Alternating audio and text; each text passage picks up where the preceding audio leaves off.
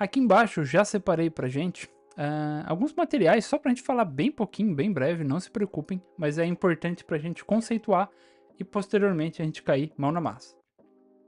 Então a gente tem aqui da esquerda para a direita uma evolução histórica quando a gente fala de soluções na área de dados, justamente para a gente armazenar e processar dados.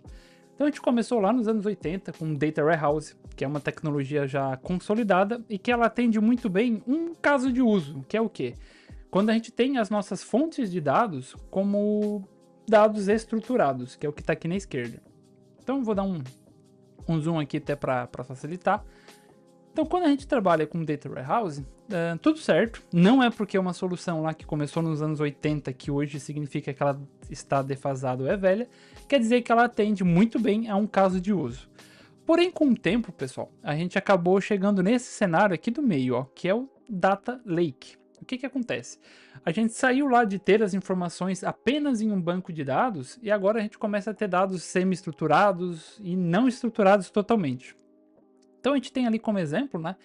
No Data Lake, a gente consolida ali dados de diversos tipos, diversos volumes, variedades e com velocidades também de geração e ingestão bem distintas. Então eu posso ter imagens, eu posso ter vídeos, eu posso ter áudio, eu posso ter documentos, tudo isso fica organizado e ele passa a ser utilizado essa informação, sim, para os data warehouses, que eles estão aqui também como parte do processo, mas também para ciência de dados e aprendizado de máquina. Então, essa variedade de informações que a gente tem no Data Lake, ela é importante por isso.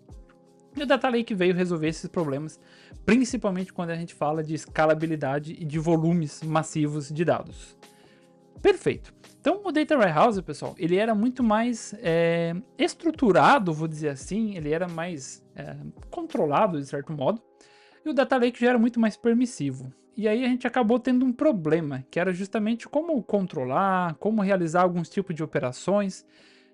Acabou se tornando um pouco até custoso, vou dizer assim, computacionalmente falando, realizar alguns tipos de operações. Então, surge aí o Data Lakehouse, que é o que basicamente? É o melhor dos dois mundos quando a gente fala de Data Warehouse e quando a gente fala de Data Lake.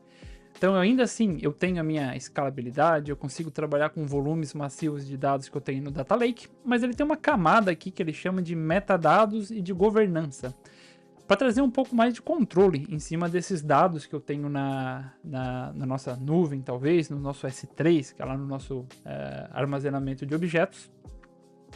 E essa camada de metadados e governança vai trazer uma série de benefícios para a gente, que a gente vai ver na prática na sequência.